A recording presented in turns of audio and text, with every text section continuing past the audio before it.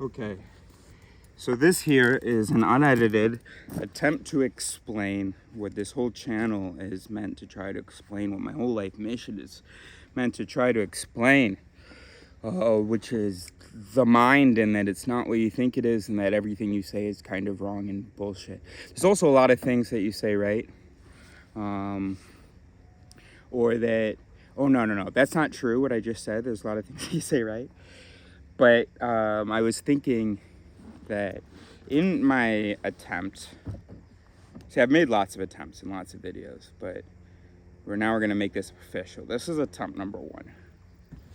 Okay. And I was thinking that it would be good to say that once you understand voice theory in the mind, there's a lot of stuff that's going to make sense. A lot of stuff that you've observed, a lot of stuff that humanity has observed about itself. But stuff that we haven't really understood or applied to our everyday thinking, maybe. All right, so here's, let's try to say it in one sentence.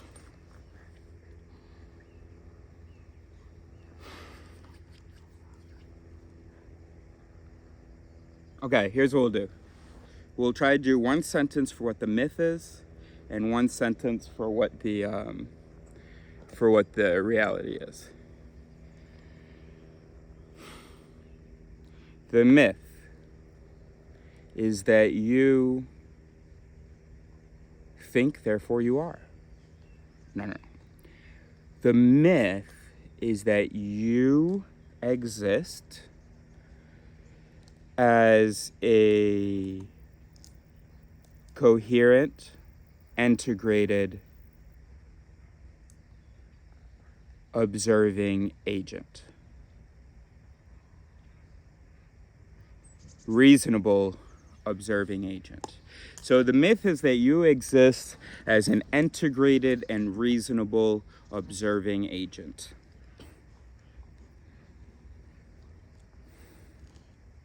Integrated means entirely integrated. That means that, every piece of you is fully connected to every other piece of you, basically.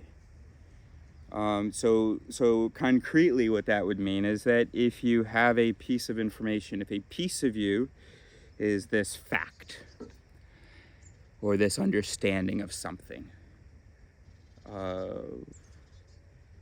voice theory. So there's a piece of me that understands voice theory. And yet, my behavior consistently belies that understanding. You would think that I don't understand voice theory based on moments where I lack that self-awareness, based on errors that I make, based on times when I fail to question a thing, even though I knew that this bias exists, and I heard that that's what happened in my mind. I just didn't realize, oh no, that's an error. All right, was that not clear? Let me try again. To be integrated is the idea, and we have the illusion of being integrated, is the idea that just all of you is working together correctly. Every piece of information is used. All the values are coherent. And all of your behaviors come from this coherent set of information and this coherent set of values and this coherent set of objectives. Or we can say values and objectives are the same thing. So information about the world and objectives. And we have these 2 coherent sets who are then coherent. And then all behavior and judgment is then coherent with those. That would be if we were integrated.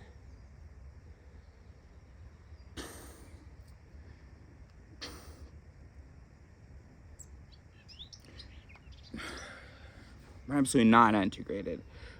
Just a simple example would be a spinal cord reflex.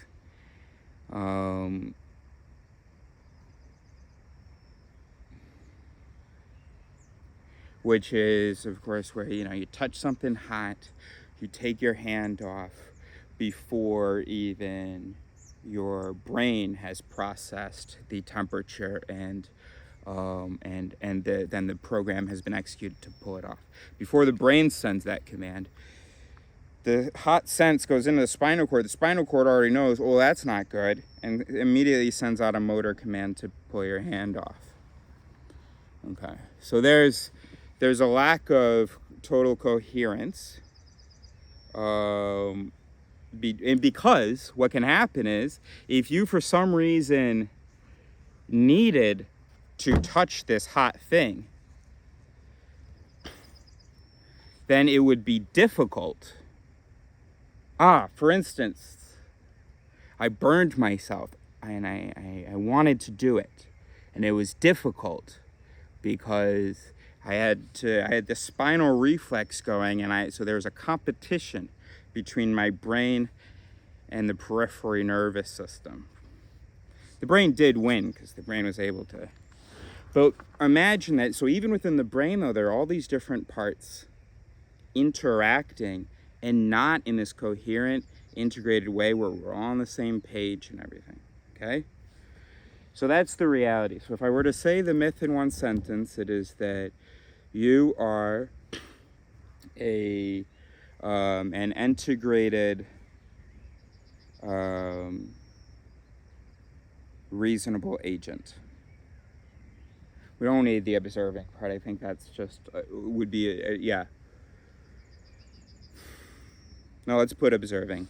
So an integrated and reasonable observing agent.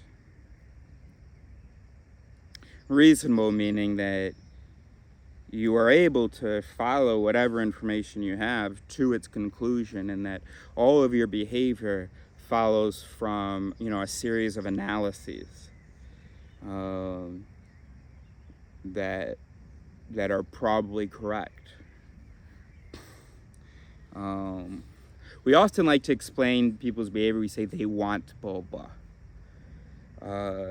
So one of our favorite ones, and we do this very selectively, we only do it when we already get a bad vibe from the person.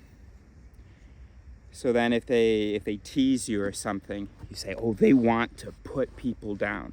As though what's happening in their brain is they have this objective of putting people down. They have this knowledge that if they make this joke, that it will make this person feel like less, and also make everybody else judge the joker as better. And so then in alignment with that objective and that information, they execute that behavior totally knowingly and so on. In reality, no. In reality, it was actually much simpler than that. There is one part of the brain, one department in the brain, whose job is to just sort of wait for a moment to tease. It's part of our social programming, to joke with each other. And it's not meant to be anything, but when we evolved with this programming, we thought it'd be harmless because typically it's between friends, right? Between fellow tribesmen. And so yes, we have an instinct to tease because it forms bonds. In French, there's an expression, those who we...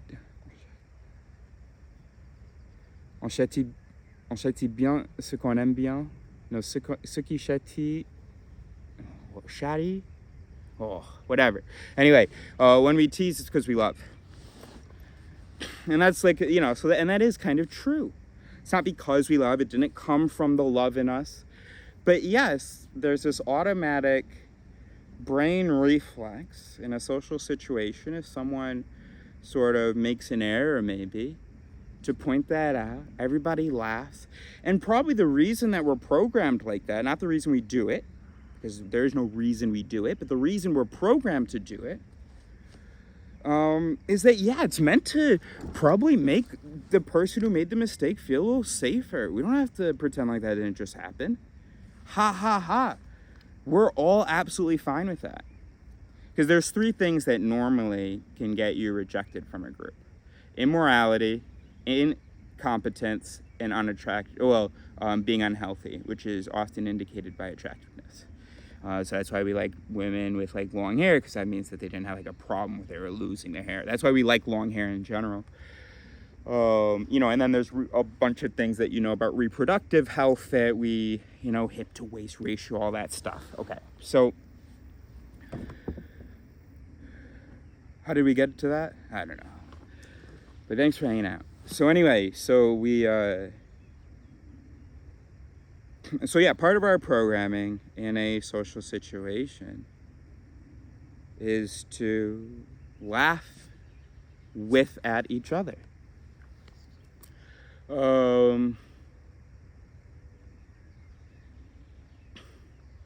Unfortunately, now there's so many people that like hang out with people that they don't really know.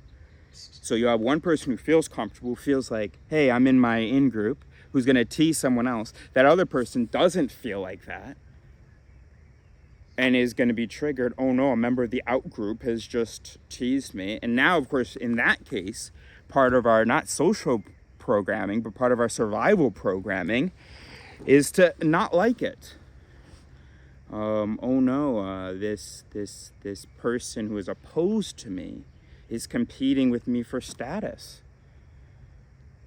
So now what I'm going to do is I'm going to gossip, oh, he's an asshole.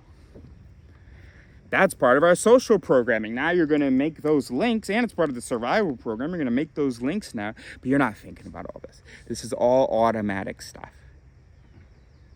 And when I say automatic, I mean that everything that you do is automatic. The highest thinking I've ever done was automatic, okay? So I don't mean it's like this automatic separate part of you and then you can engage and do. It's all automatic. It's all this triggered this, which triggered this, which triggered this, which triggered this, which triggered this, which triggered that. The more triggering that happens here, the better. Okay, the more analysis, the more reaction. Which is why you need to understand that reality. That, in fact, in one sentence, the reality is that you are the only thing singular about you is that it's in this skull. That's the only thing singular about you.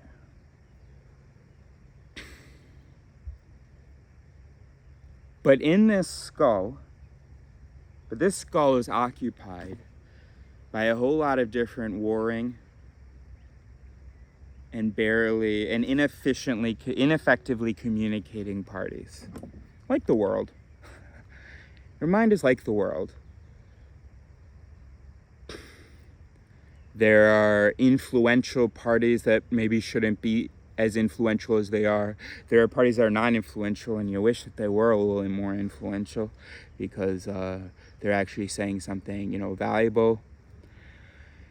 There are misunderstandings. There are parties going with the flow. Your mind is like the world. Like all the different states of the world in one skull. Your mind is like, except it's not like the EU.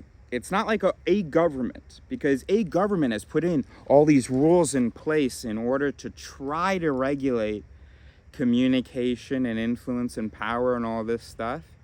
And it's all been done very intelligently. It's not, always affected very intelligently, but there have been a lot of rules put in place, and the brain doesn't automatically have, it doesn't follow those rules every time that it thinks. So it's really barbaric in here. It's just a whole bunch of different tribes grabbing at the sort of the steering wheel of behavior, as David Eagleman says. So you don't exist. So the reality is that you don't exist except for as a body including a bunch of neurons. And these neurons these neurons are arranged according to what worked a good enough amount of the time in the environment in which we evolved. So one, you have to understand you don't exist as this special magical thing. That's really, really important, because otherwise you're not going to take seriously the second part, because you're going to think, oh, okay, so I got certain instincts, but I'll keep my eye on those and I'll master them. No, there is no you. All there is an arrangement of cells done by this interaction between Mother Nature and the genome, the human genome. And it wasn't a particularly well done group project, just well done enough to be able to survive. But if you call this survival, what we're doing, we have brains that smoke, which is, they're just literally killing themselves. And then we have brains that are into, that do drugs. We have brains that go and work this 9 to 5 because that's what they were told when they were 15 that they had to do. And then they end up really not liking it and realizing, wait a minute, were there other ways to live? We've got all these brains chasing after money. Our whole lives are spent just being able to afford a place to sleep, really. We're at war, we're destroying the planet. A whole bunch of basic rights in every country aren't really respected. Every country has problems with people being treated unfairly because they are members of the out group. If you call this surviving, and it used to be a lot worse. We were living to 40 years old. We had all kinds of beliefs, so we were sacrificing newborns and stuff. And that's when we were still in the environment that we had evolved for. Now we're in a completely different environment, so no wonder none of this programming works. We're all confused. We don't know that we're confused. We have this illusion that every individual thinks that things make sense to them and that everybody else is confused. But no, our program... So now in this environment, our environment is completely different. We're able to interact with non-tribesmen. Most of our interactions are with people that we wouldn't really consider our family or our tribe. So that's crazy. It's not, something that we should adapt to, but it's just not what the brain had in mind. Not to mention, we are able to kill and communicate like this type of message without even looking at the person. We're able to discuss the fates of people that we've never met or whose lives have never really been intertwined with ours. They're supposed to be our neighbor that we're deciding for, where somebody who we've had enough experience to trigger all our empathy programs. But now most governments, their only interactions with people, certain groups, were, in the moment it took to take a few photos.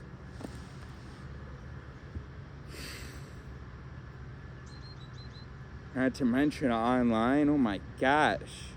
All our programming evolves to be speaking to fellow tribesmen and looking at their face. And now, now we can just go like this. We can just see a profile photo and go like that. And then we got people killing themselves because of some mean comments. And those people didn't really want, to cause that much harm.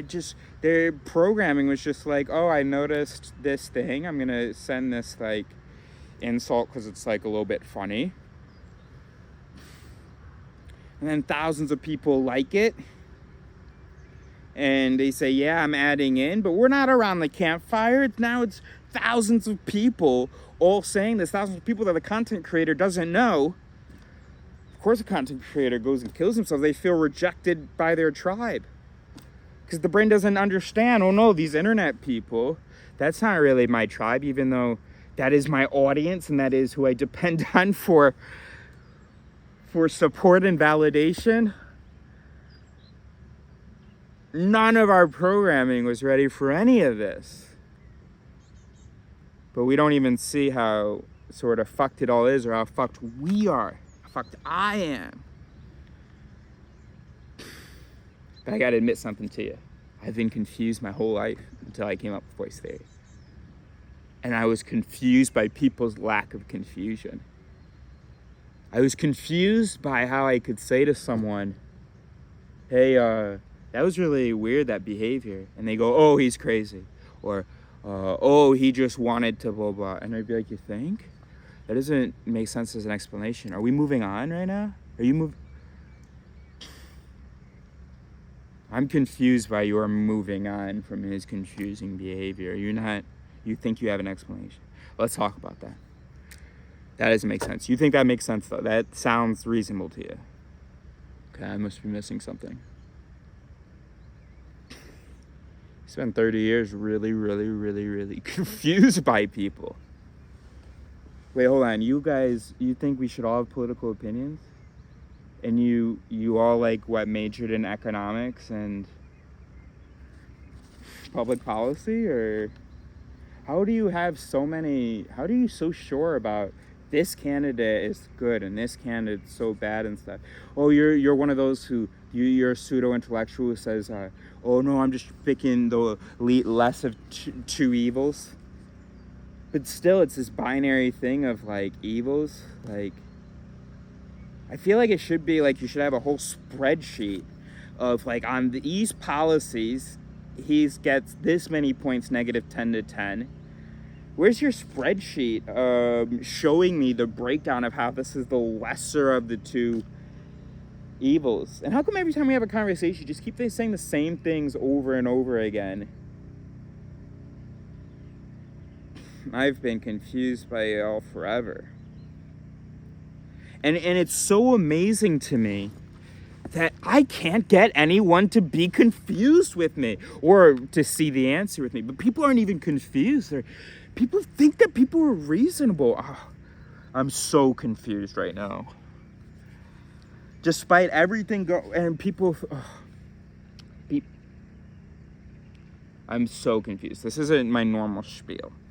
My normal spiel isn't so frustrated.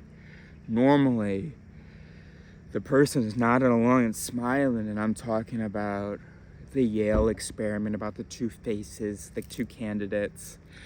I'm talking about the photocopy experiment. Sorry, I got...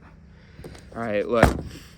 So I think we got thrown off because after we decided to make this video, we were like, all right, we're just going to finish this chapter about Richard Feynman. Not that we're going to understand any of it. So let's just finish that, and then we looked at what the next chapter is, and it's the limits of intuition.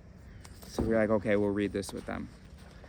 And so that was however many minutes ago. All right, The Limits of Intuition by Brian Eno, who's an artist, a composer, a musician, a recording producer, the recording producer of U2, Coldplay, Talking Heads, and Paul Simon.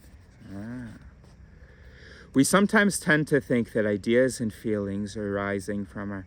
Oh, hey, you know what that was? That was the fallacy of, like, he has ethos in one domain. And I was like, wow, because I haven't read this yet, but I think he's probably going to say some good stuff. And I want you to hear it. And so my programming was like, hey, well, there was a part of my program that was like, wow, that's cool stuff. And then another part of my program was like, hey, did you say that this guy's cool? Well, tell your audience. Oh, wow, this guy's cool. But then the implication is that this guy's a good authority in intuition. I don't know that he is. I don't know what he says here. If it's all about music, then maybe, but he's not a psychologist. So then, after I said that, I was about to start reading, and my programming went, hey, did you just like give that guy did you just give that guy a thumbs up? But we're like reading a psychology thing now. So then my programming said, oh, you got to tell that to the audience. All right. We sometimes tend to think that ideas and feelings arising from our intuition are intrinsically superior to those achieved by reason and logic. Reason and logic don't exist in the mind, by the way. The best thing we can do is imitate. The best thing we can do is sort of refine our intuition to better correct itself, and to better base itself on evidence.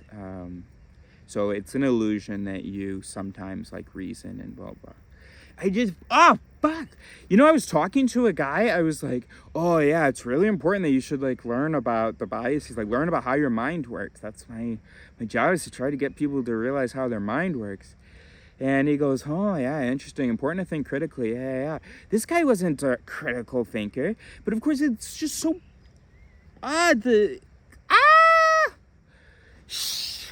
Shiba.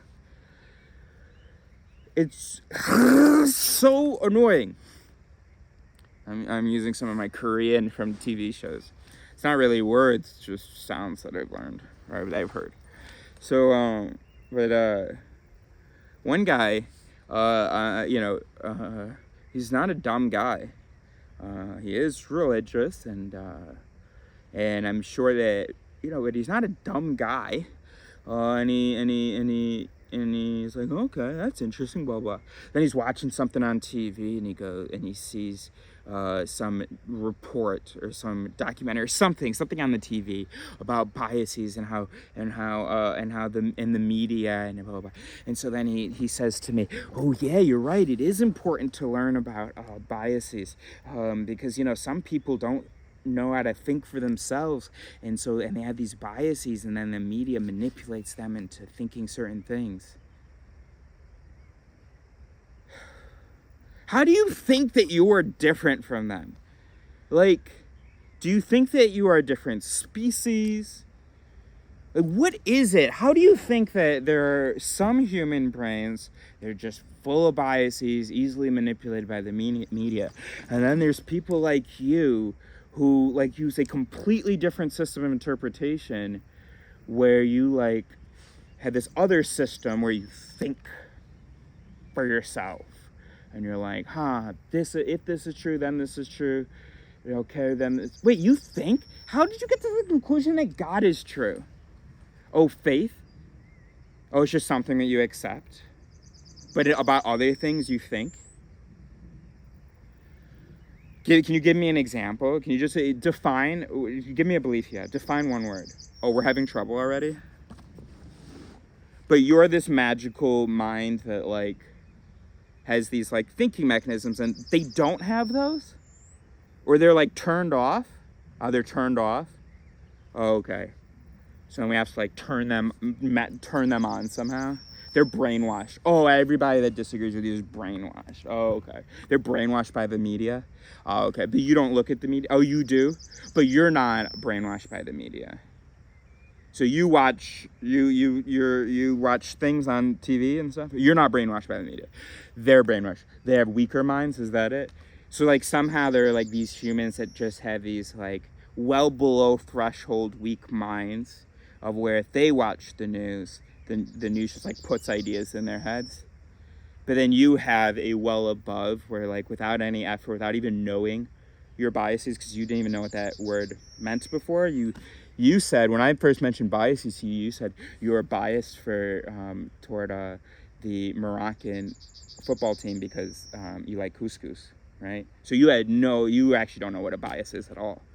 I mean, you don't know what a cognitive bias is. So you haven't learned any of your biases and don't know how to look out for that, but somehow you're not affected by the media. So you have this. Can you explain that to me? No, you're pretty lost, huh? So then they would be doubly lost then, right? Because you're so much better than them.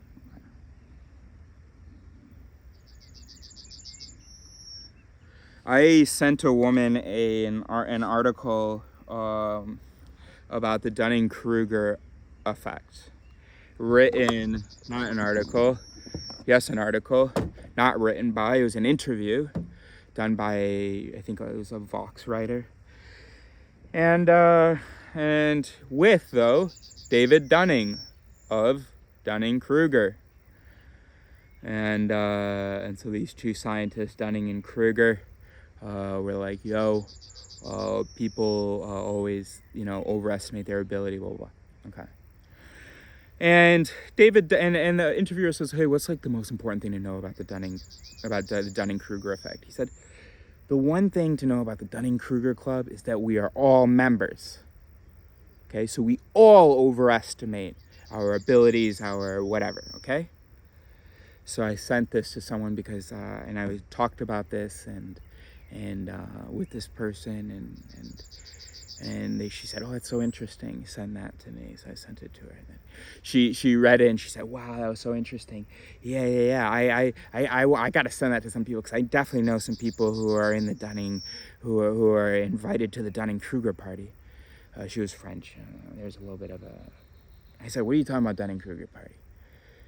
So I went back to the article I found, the Dunning-Kruger Club. The one rule of the Dunning-Kruger Club is that we are all members of the Dunning-Kruger Club.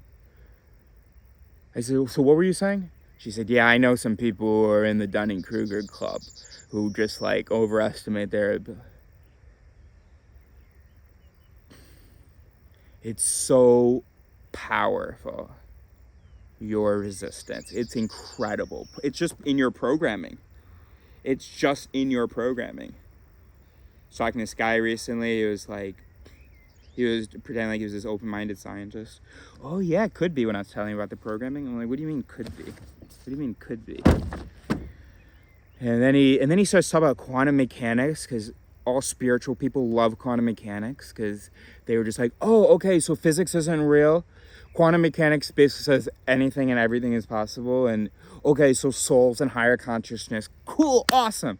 That's the only people I hear talking about quantum mechanics are people who know nothing about quantum mechanics, who read the backs of a couple books that used a lack of knowledge of quantum mechanics to prove God or whatever.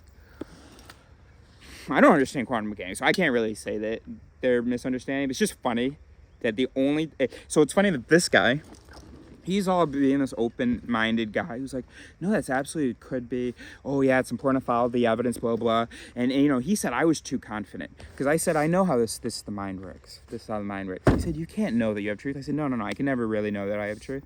But this is as true as this. I mean, and if you let me explain it to you, it'll make perfect sense.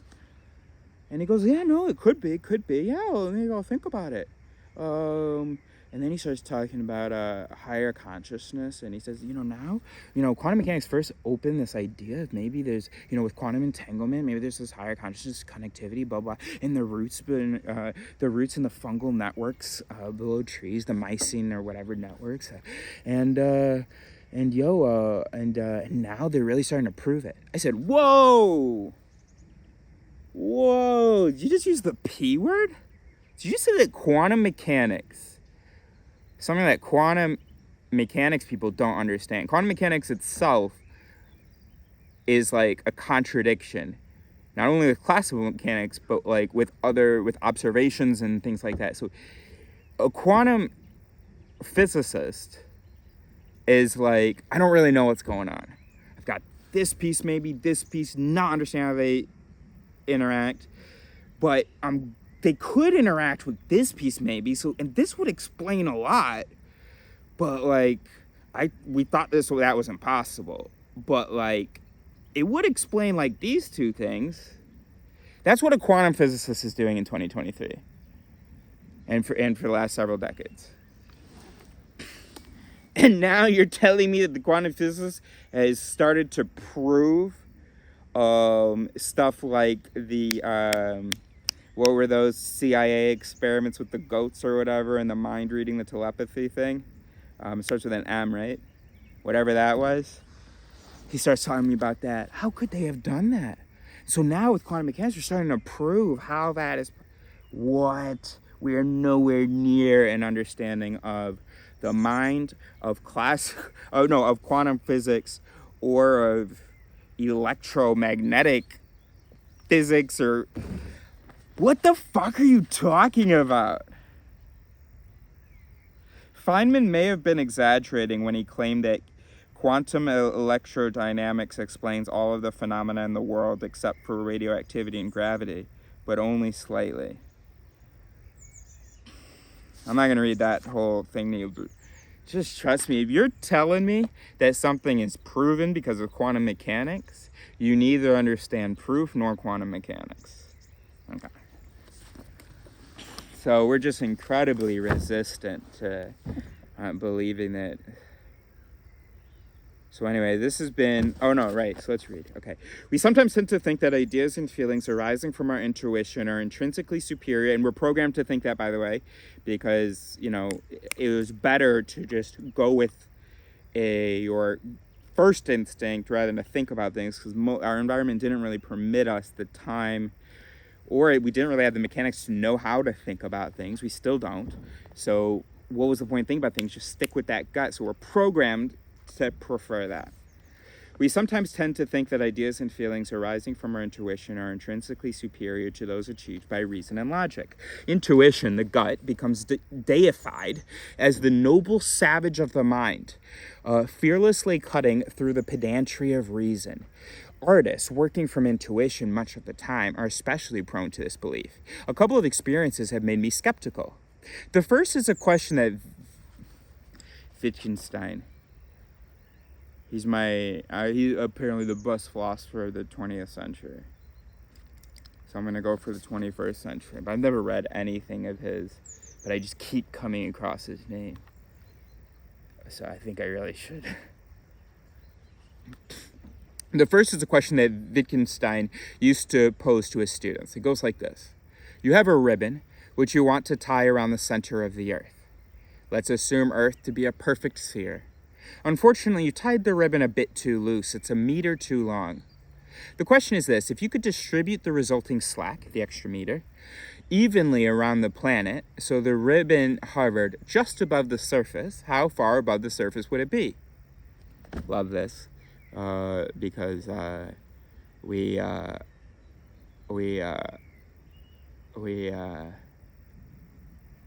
do I love this? Because it's like the stick in the ball question, Gosh, the stick in the ball question, bro. Like, a stick and a ball together cost a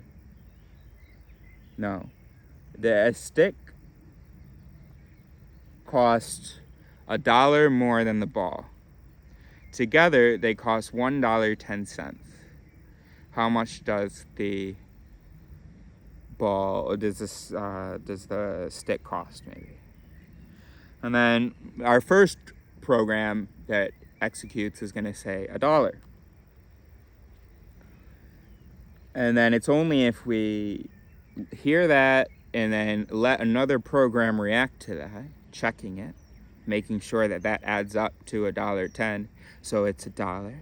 So then that it has to be $1 more than so we say the ball is 10 cents. So then the stick has to be $1 more. So it's $1.10. So $1.10 plus 10 is $1.20. Uh-oh. Right? That program, but you would have to first not deify your intuition. And why do we think that our intuition would why do you think you would have evolved to be able to do that calculation? We just evolved to something a weak imitation of that calculation. So, we usually say $1 because $1, 10 cents, $1, 10 cents. Sounds good to me. Of course, the correct answer is 5 cents for the ball and $1.05 for the stick. Now we can get to the $1.10. Okay. Most people's intuitions lead them to an answer in the region of a minute fraction of a millimeter. And that's what my mind did. And I thought, I was wondering maybe people's intuitions go at a meter or something. But no, obviously it would be a millimeter. That's what I've heard this question. I've heard the answer to this. and completely forgot it. And anyway, my answer, I promise you, was the exact same. That most people, and we're gonna be wrong. And so if you were thinking that too, we're gonna be very wrong, maybe. Most people's, well, I don't think that we would be using this question if it wasn't gonna be a shocking error. Most people's intuitions lead them to an answer in the region of a minute fraction of a millimeter. That's so what I would have said. Yeah. I think my first answer was something like this, and I thought, oh no, that's stupid. I thought that was my bad intuition. So then my second program that ran was like, oh no, it's got to be real close to the surface. And I was like, that's probably the good one, right? But no. That was the bad one. This one was the memory of the answer, maybe. But then that was like, no way. It's got to be a minute fraction. And I was like, yeah, that makes sense. Because I'm so dumb that I was like, oh yeah, that I thought I like approved of that answer. On what grounds could I possibly approve that answer? I have no understanding of those kinds of sizes. Don't even have a good enough understanding of geometry to have an answer that quickly. So I don't know why but I was there. I was like, yeah, just a minute fraction of a millimeter above the Earth. That makes sense. Okay. The actual answer is almost 16 centimeters. So that's a foot. That's not true. 18, yeah, it's about a foot.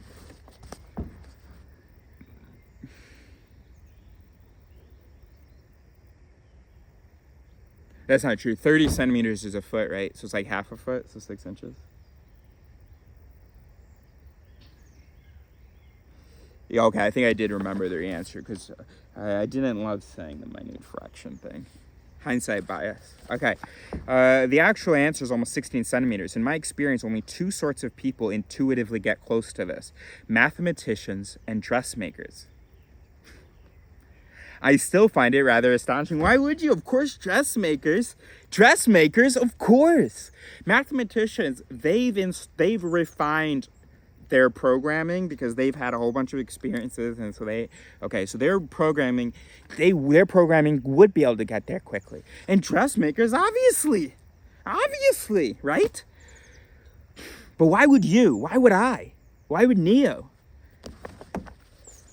We're so arrogant, aren't we? I still find it rather astonishing. In fact, when I heard it as an art student, I spent most of one evening calculating and recalculating it. Oh, he's finding it astonishing that it's 16 centimeters. Because my intuition was screaming incredulity. Like the Monty Hall problem, right? You're just like, no, I reject that.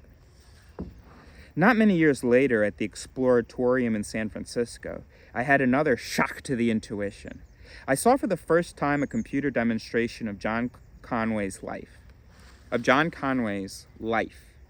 is what it's called. The computer demonstration of, I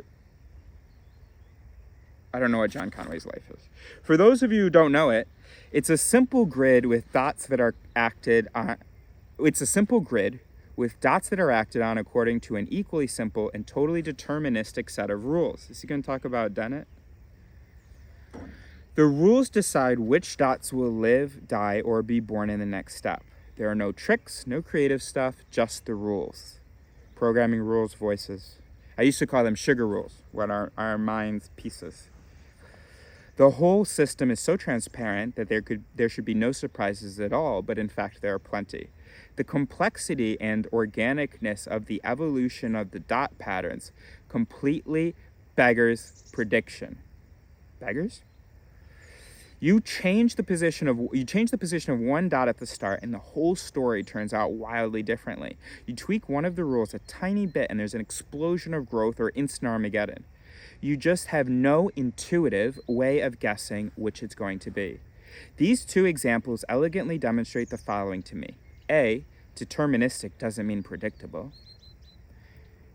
Okay. B, we aren't good at intuiting the interaction of simple rules with initial conditions. And the bigger point here is that the human brain may be intrinsically limited in its ability to intuit certain things, like quantum physics and probability, for example.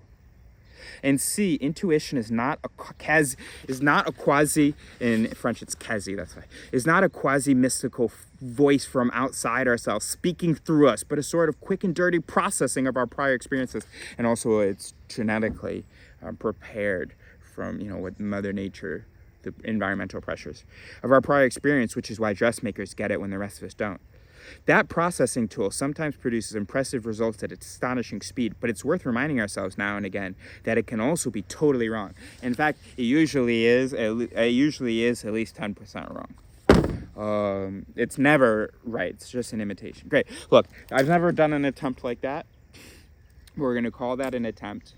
So here's the myth, that you are this reasoning thing, that you have this intuition given to you by God. So you have the truth inside of you, and that, all of your behavior makes sense within you.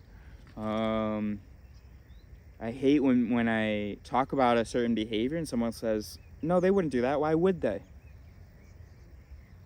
You want to know what the series of executed programs would be that would lead to that? Because if you want a reason why they should do that, I don't have one. I was talking to someone about traveling in Eastern Europe, because now I'm at the, Poland, it's Western, Eastern, who knows. And I was saying I'm a little bit, people are going to stare at me a lot. And the guy goes, why would they? Because my hair, my color, my nail polish, my clothes. He goes, no, why would that matter to them? They don't care. Hold on.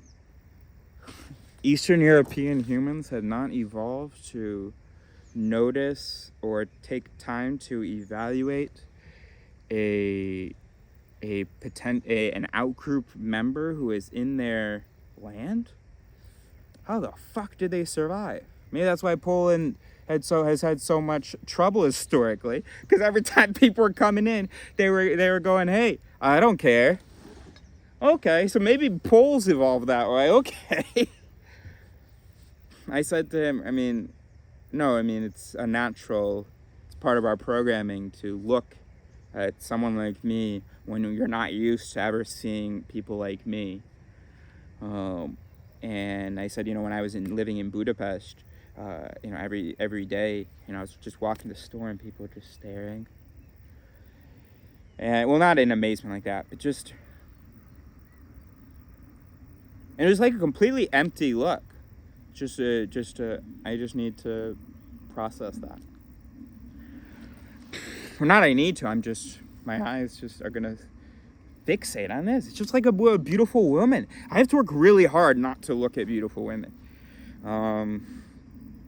So if you track my eye movements, you'd see that beautiful women, they get hard, and then not nothing in that direction again. So it's gonna be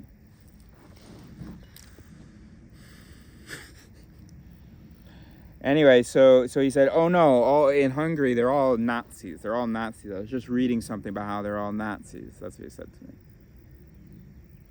Bro, they're not staring at me because they're Nazis. They're staring at me because they're human beings who live in Budapest.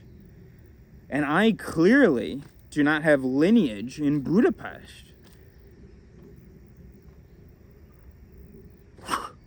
And that's unusual. That's why they're not fucking Nazis.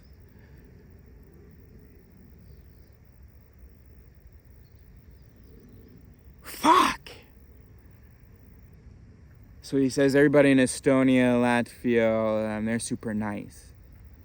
And again, so they also, the Poles, are not human, right? They have no sort of in-group, out-group mechanisms.